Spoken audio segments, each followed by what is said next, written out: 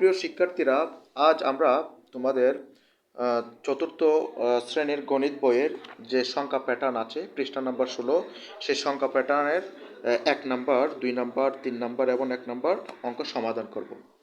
সংখ্যা প্যাটার্ন মানে হচ্ছে সংখ্যাগুলোকে সাজানো। তাহলে দেখো, নিচের প্যাটার্নগুলো লক্ষ্য করি, নিয়ম খুঁজে খালিঘর পূরণ করি। তাহলে আমাদেরকে 1 নম্বরে খালিঘরগুলো পূরণ করতে হবে। দেখতে হবে একটা সংখ্যার পার্থক্য কত, একটা থেকে আরেকটা সংখ্যার পার্থক্য কত, সেটা আমাদেরকে আগে খুঁজে বের করতে হবে। দেখো, এখানে 6, এখানে 9, তাহলে 6 থেকে 9 এর পার্থক্য কত? 6 থেকে 9 এর পর থেকে গোনো, তাহলে 7, 8, 9, তাহলে 3। আবার 9 থেকে 12 পার্থক্য হচ্ছে 3, 12 থেকে 15 পার্থক্য হচ্ছে 3, অর্থাৎ প্রত্যেকটা একটা থেকে আরেকটার পার্থক্য হচ্ছে 3। তাহলে 15 অর্থাৎ বারবার কিন্তু এগুলো কিন্তু বৃদ্ধি পেয়েছে 3 3 করে। তাই আমাদেরকে ওইভাবেই খালি গরু গরু পূরণ করতে হবে। তাহলে 12-র পর যদি 15 হয়, 15 পর কত হবে? 15 পর হবে 18, 18-র সাথে 3 যোগ করলে কত হয়? 21। তাহলে 24, 24-এর সাথে 3 যোগ করলে 27, 27-এর পর হবে 33। তাহলে 1 নাম্বার আমাদের শেষ হয়ে গেছে, 33-এর পর 36 আছে। 2 নাম্বার কি বলছে? 2 নাম্বার দেখো, খালি ঘর আছে 10 আছে। এরকম একটা সংখ্যা দেখলে আমরা বুঝবো না আমাদের পার্থক্য কত। আমাদেরকে পাশাপাশি দুইটা সংখ্যা থাকলে তখন আমরা বের করতে পারবো পার্থক্য কত। এখানে দেখো 40 আছে আর 35 আছে। তাহলে 40 থেকে 45 বা 35 থেকে 40-এর পার্থক্য কত? 36 থেকে কোনো 34, 37, 38, 39, 40, তাহলে 5 হয়। তাহলে 5 5 বৃদ্ধি পেয়েছে। তাহলে ছোট থেকে বড় এদিকে গেছে। তাহলে আমরা এখানে লিখব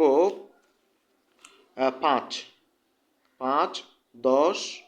এখন লিখব হচ্ছে 10-এর পর 15, 20, 25 আছে, 30, 35, 40, এখানে হবে 45। তাহলে আমাদের 2 নাম্বার শেষ। এবার 3 নাম্বার অঙ্ক সমাধান করতে হবে। 3 নাম্বার দেখো, এখানে 450, এরপর হচ্ছে 350 আর 300। দেখো পাশাপাশি দুইটা সংখ্যা আছে, এই দুইটা সংখ্যার পার্থক্য হচ্ছে 50। দেখো 350 আর 50, তাহলে এখানে বড় থেকে ছোট দিকে গেছে। এরকম যদি থাকে আমরা ছোট থেকে লিখে যাব। তাহলে 50 থাকলে এখানে হবে 100, আর এখানে থাকবে 150। 200 আছে, এখানে হবে 250, 300, 350, আর এখানে হবে 400।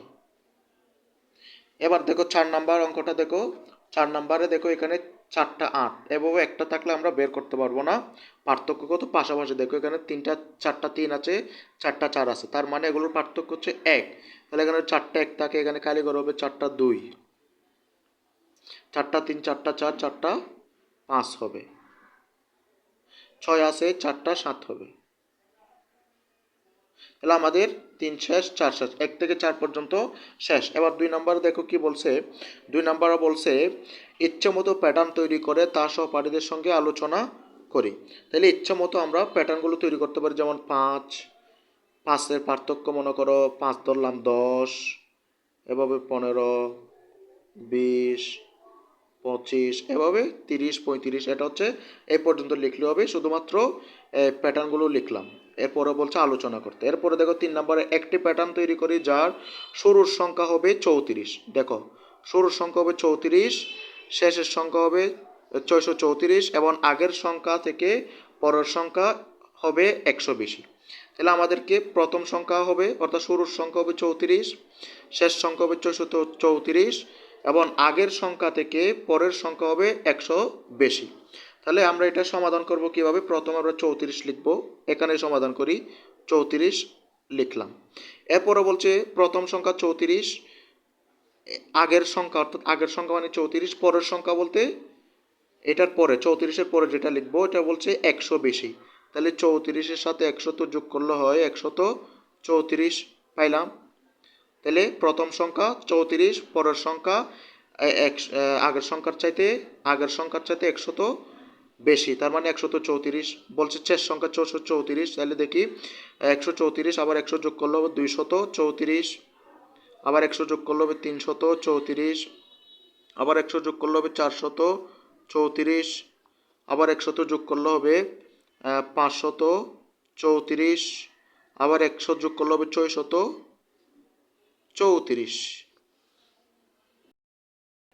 তাহলে আমাদের 3 নাম্বার শেষ। এবার নিচে দেখো 3, 6, 12, 24, 48 প্যাটার্নটির খালি ঘরে কত হবে? তাহলে দেখো আমরা এতক্ষণ যা করেছি এখানে যোগ বিয়োগ বা কমেছে বেড়েছে, 3 বেড়েছে 5 পার্থক্য এরকম ছিল, কিন্তু নিচেরটাতে এটা গুণ আকারে আছে। দেখো 3-এর 2 গুণ হচ্ছে 6, 6-এর 2 গুণ হচ্ছে 12, অর্থাৎ 3 দুগুণে 6, 6 দুগুণে 12, 12 দুগুণে 24, 24 দুগুণে 48, প্রত্যেকটা 2 গুণ মানে 2 গুণ 2 গুণ।